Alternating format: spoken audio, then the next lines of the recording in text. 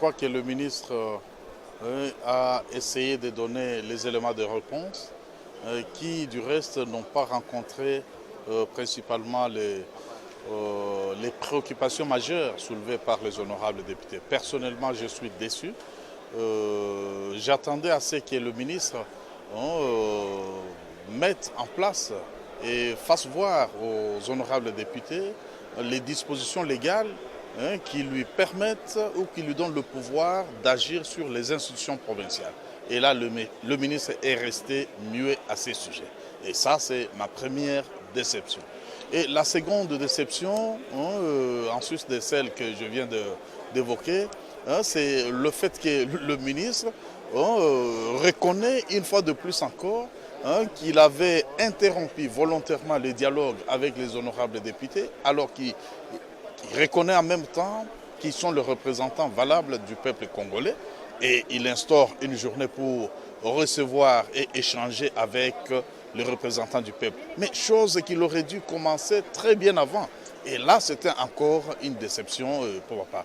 Et donc, j'estime que la démarche que nous avons amorcée, ce n'est qu'une partie remise. Nous allons poursuivre jusqu'à la fin, c'est-à-dire obtenir le départ du ministre du gouvernement de la République. Voilà ce que je peux dire. Une pétition contre mais nous sommes dans la démarche parlementaire.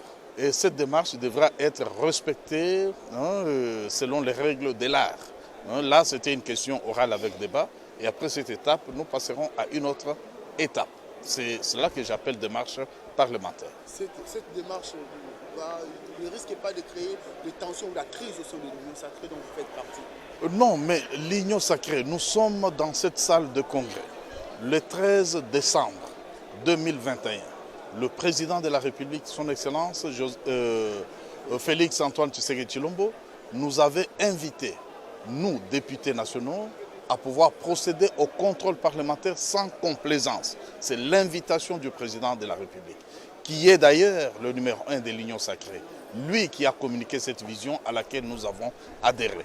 Et donc, il n'y aura pas de crise, parce qu'au jour d'aujourd'hui, l'IGF fait le même travail. Le ministre de l'Union sacrée sont inquiétés, ils sont interpellés. Est-ce qu'il y a eu interruption au sein de l'Union sacrée? Il n'y en a pas. Il n'y aura pas de crise au sein de l'Union sacrée. Par contre, l'Union sacrée va se consolider lorsque nous aurons des éléments valables, lorsque nous aurons des ministres compétents et capables de répondre aux préoccupations majeures du programme du gouvernement de la République. En tout cas, notre discours a été rendu dans le mot du président du Conseil économique et social. Et tout ce que nous pouvons vous demander, c'est de relayer le message, de sensibiliser toutes les parties prenantes. Avec les médias, vous avez ce pouvoir-là. Vous avez compris que le contexte n'est pas vraiment au rendez-vous pour que le développement durable pointe à l'horizon, au moment où ailleurs on réfléchit déjà à l'agenda 2063. Donc si déjà pour atteindre 2030 pour nous c'est difficile, comment est-ce que nous allons arriver à palper cet agenda comme d'autres pays le font déjà? Donc vous pouvez nous aider, continuer à aider la nation à relayer de tels messages, que ça ne reste pas seulement dans les quatre murs. Donc nous réitérons les messages du président et que la population s'en approprie, toutes les parties prenantes. En démon, quel a été le message clé du président? Le président a brossé les défis liés à la gouvernance, liés au développement durable. Il a parlé des programmes en cours comme les 145 territoires, l'éducation. Il a parlé des problèmes sécuritaires et surtout la partie est du pays où cela reste comme une problématique qui gangrène la nation. Mais aussi, il a touché les problèmes des minéraux, de la manière dont nous devons les rentabiliser afin de créer les richesses et créer la classe moyenne, surtout que les jeunes ne demeurent pas chômeurs pour rester à la merci des groupes armés. Vous avez vous-même remarqué que le texte qui nous a été soumis l'a été en pleine séance. Notre règlement dispose que les textes à examiner à l'Assemblée nationale sont distribués au moins 48 heures avant, sauf urgence. Or, à l'occurrence, il n'y avait aucune urgence. Nous fonctionnons, ce n'est pas parce que nous aurons un nouveau règlement que ça va empêcher le fonctionnement de l'Assemblée nationale. De deux, il y a anguille sous roche. Ce que nos amis de l'Union sacrée veulent légitimer, c'est leur coup d'État institutionnel. Le règlement intérieur dispose que les groupes parlementaires sont créés au début de la législature et pour toute la législature. Mais eux, ils veulent modifier pour permettre les vagabondages politiques. En oubliant que les vagabondages politiques les préjudicient à eux-mêmes. Qu'est-ce qui va arriver demain après les élections? Tout le monde va s'inscrire sur les listes de l'UDPS comme candidat. Et après avoir été élus, ils vont rentrer dans leurs familles politiques respectives. Est-ce que l'UDPS est prêt à investir l'argent pour des candidats qui demain vont quitter l'UDPS pour devenir des maillons libres? C'est un danger pour toute la République. Nous plaidons pour la stabilité des institutions. Nous plaidons pour que, en démocratie, ceux qui sont élus pour un mandat les gèrent toute la durée du mandat et qu'ils soient jugés par le peuple de manière à ce que l'alternance se fasse sur base des projets de société et que ceux qui gouvernent soient responsables et que le peuple peut dire demain c'est d'autres personnes et on les laisse gérer. Parce que sinon on ne sait pas qui est responsable des bilans. Aujourd'hui nous avons le député PPRD qui sont à l'Union sacrée. Nous avons le député ADRP qui sont à l'Union sacrée. Est-ce qu'ils ont eu le mandat des électeurs pour pouvoir changer de camp? Les électeurs les ont élus PPRD. Ils ont bénéficié du seuil électoral avec la participation d'autres candidats. Ils ont même été élus avec les voix sur une liste d'autres candidats. Est-ce qu'ils sont rentrés pour leur demander l'autorisation pour pouvoir aller dans un sens comme dans un autre? Donc nous plaidons pour l'arrêt des vagabondages politiques qui ne profitent à aucun camp. Ça peut profiter à un groupe aujourd'hui, mais demain ça ne profitera pas. Demain, il peut y avoir un autre président de la République sans majorité. Il va acheter les députés. Est-ce que le peuple doit aller aux élections pour voter pour des personnes qui demain vont être achetées à coups de billets et changer les messages pour lesquels ils ont été élus pour tronquer un autre message? C'est pour cela que nous disons que nous sommes contre cette modification. Bien évidemment, il y a d'autres dispositions qui sont modifiables et que nous allons examiner. C'est pour ça que nous avons demandé 48 heures pour lire les textes en entièreté, pour voir ce qu'il y a de bon à changer. Il sera changé, mais la ligne rouge, c'est la question des vagabondages politiques que nous ne pouvons pas cautionner. Apprenti sorcier. Est-ce que vous savez qu'il y a des experts en droit environnemental? Le sait-il? Il croit que le droit est unique. Il y a les droits constitutionnels, il y a les droits économiques, il y a les droits environnementaux, mais c'est un jeune homme qui est en train d'apprendre, laissez-les les bénéfices du doute. Non, j'ai beaucoup aimé sa réplique. J'ai beaucoup aimé parce que, comme on dit, il faut avouer à moitié pardonner, il reconnaît les erreurs qu'il avait commises, c'est une très bonne chose. Mais là où je ne suis pas tout à fait d'accord lorsqu'on veut trouver des solutions pour les Sankourous et qui propose peut-être qu'on trouve un commissaire pour aider les Sankourous à sortir de là. Moi, par contre, je trouve que nous avons une solution. Nous pouvons demander à la CENI d'accélérer les élections au niveau du Sankourou. Et tout de suite après, on a un gouverneur avec un gouvernement qui sera mis en place. Les élections bien sécurisées. Et la deuxième façon, c'est de demander aux collègues des Sankourou, parce que je sais qu'ils ont beaucoup de problèmes. Nous aussi, on n'a pas de problèmes au Kouilou et ailleurs, mais je crois qu'ils ont plus de problèmes que nous. Ils peuvent se surpasser, transcender leurs divergences pour l'intérêt de la province. Vous avez des recommandations à faire au ministre de l'Intérieur? Le ministre de l'Intérieur. Moi, mes recommandations que je peux lui faire, c'est que je ne voudrais plus qu'il revienne sur des mauvaises choses qu'on a décriées. Oui. Par exemple, quand il a fermé l'Assemblée provinciale de Kouilou, il n'avait pas raison de fermer. Et il l'a fait. Il a fait, mais il n'a pas fait officiellement, il n'a pas écrit. Mais sûrement, il a appelé la police là-bas, les généraux, pour leur demander de fermer. Parce que là où j'ai toujours été contre cette affaire-là, c'est parce qu'ils ont porté la main sur un député. Vous voyez, donc là, on ne se respecte plus dans un pays. À ce niveau de responsabilité, on ne peut pas frapper un élu du peuple. Donc là, ça m'avait dérangé sérieusement. Mais je pense que maintenant, avec les recommandations qui ont été faites par les collègues d'AIT, je pense qu'il va... Il vient d'y avoir une tension dans votre chambre parce que le président Bosso a proposé que vous puissiez changer le règlement intérieur. Non, le règlement intérieur devrait être amendé. Il devrait être amendé, il devrait être modifié. Parce que vous avez vu que nous avons changé la majorité en cours. Hein. Et donc il y a des collègues qui se retrouvent pratiquement sans position, sans groupe parlementaire. Ils deviennent, par la force des choses, des non-inscrits. Nous devons arranger les choses. Mais vous ne voyez-vous pas que... Ça c'est un élément parmi tant d'autres. Un député en électron libre ne risquerait pas de se retourner aussi contre l'Union sacrée. Mais comment les députés peut être... Un député est élu sur la liste d'un parti politique? Moi, je suis élu sur la liste de l'Arc-en-Ciel. Donc, je ne peux pas être un électron libre. Je dois dépendre d'Arc-en-Ciel, sinon ça devient quoi finalement? Du règlement intérieur de votre chambre. S'il vous plaît. Premièrement, c'est notre code. C'est notre loi. C'est ce qui régit le fonctionnement de la Chambre. Je peux dire c'est notre Bible. Et on nous oblige de l'examiner séance tenante. Alors qu'il faut 48 heures pour le lire et venir le débattre. Le président nous dit qu'il y a urgence. Quelle urgence pour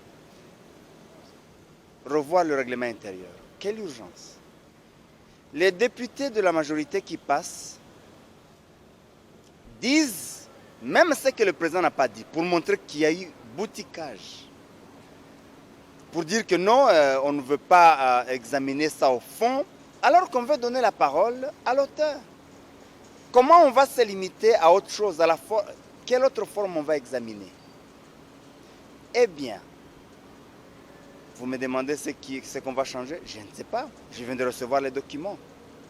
Mais je ne peux pas, personnellement, examiner ce texte 10 minutes après qu'on me l'ait remis, alors qu'il faut 48 heures.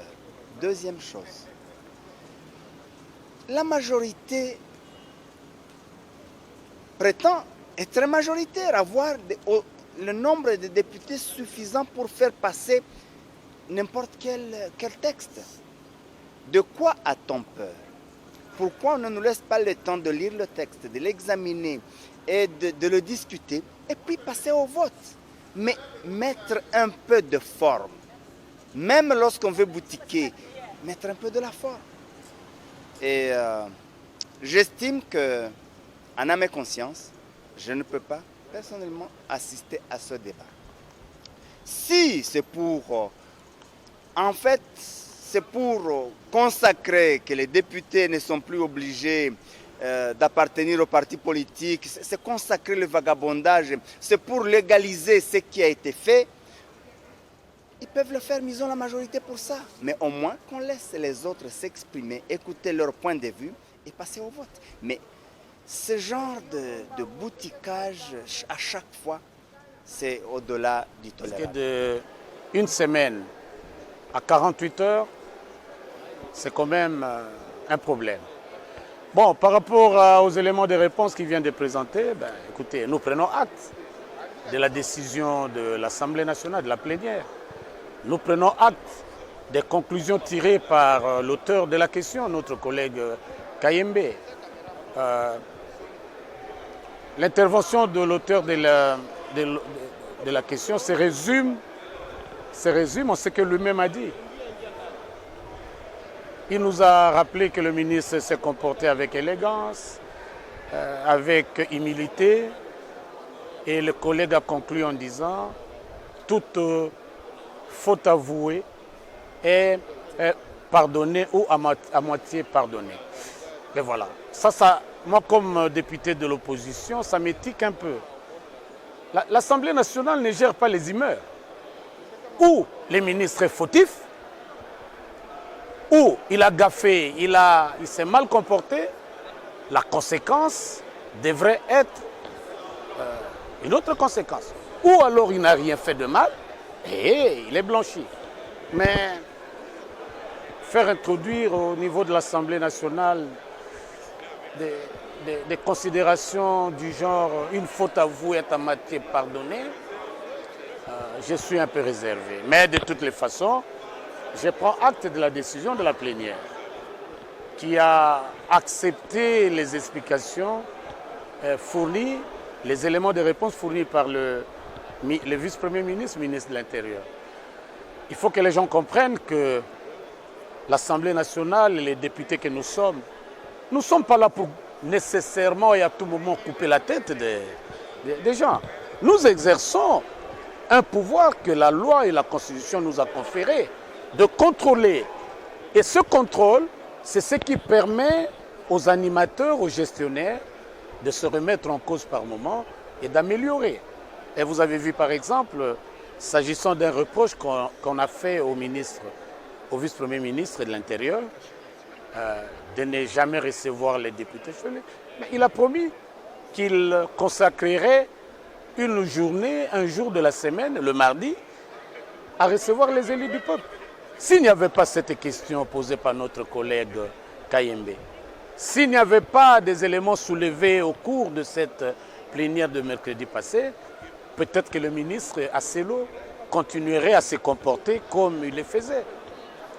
C'est donc pour dire que le contrôle parlementaire, les moyens de contrôle mis à notre disposition ne sont pas nécessairement de mauvaises choses.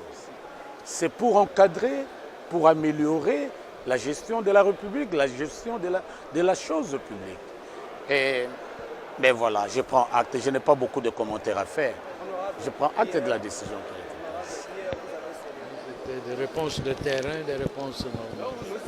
Avez-vous des recommandations? Les recommandations lui ont été faites à partir du moment où il va améliorer son protocole. Par exemple, pour le premier grief, il aura satisfait.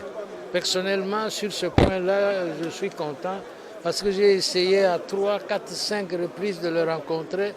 Je n'avais jamais eu de chance. Maintenant, là, on espère que ouverture sera donnée pour que ceux qui veulent le rencontrer dans le cadre du service puissent le rencontrer.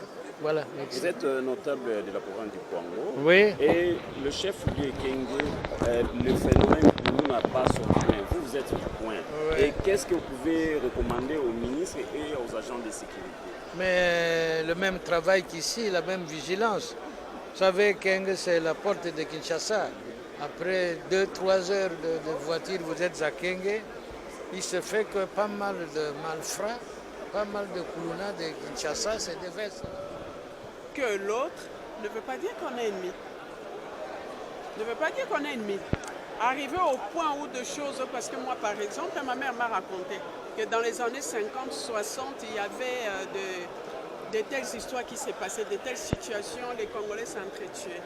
Alors c'est vraiment triste, c'est vraiment, pour moi en tout cas, ça fait tellement mal de voir que au XXIe siècle, que ces choses se répètent encore.